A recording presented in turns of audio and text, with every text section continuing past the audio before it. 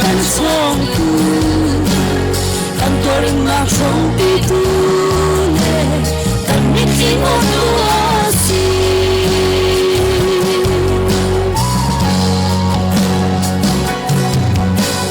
kan zo pha tam lo cha na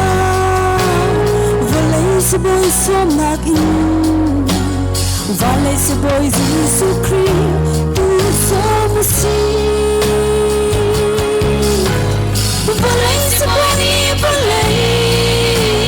sin som thot na kan se boy nan Jesus Christ tu abia ina kan dang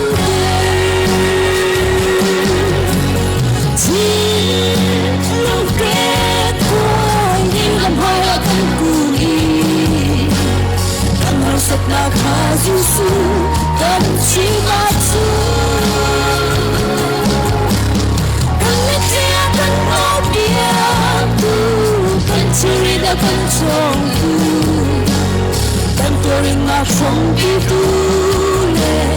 kan meeting otuasi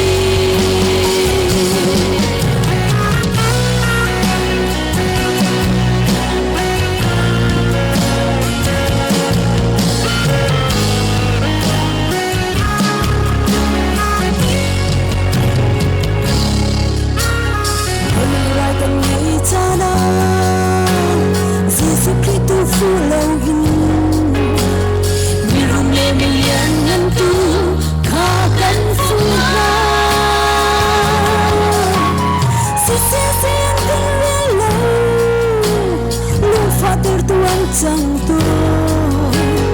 cần tu coi cha Jesus Christ cần xa cha bi tu chỉ lúc kết quả những năm hoa ở thân cùi cần hơi sạch nào qua Jesus cần chỉ mà chú cần nghe chia cần ngó biết Sulita kan chongku kan toring ma song itu le kan miki mo tuasi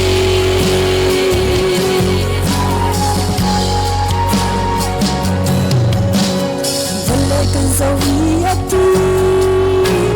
van kan zawa saliwa vale ule now hai kom cha kan fuka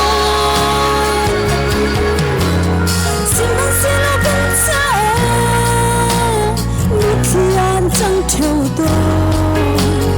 hỏi cha Jesus Christ ôm tu lo lúc đã khi ngân khát sung sôi chỉ lúc kết quả những năm hai ở thân cùi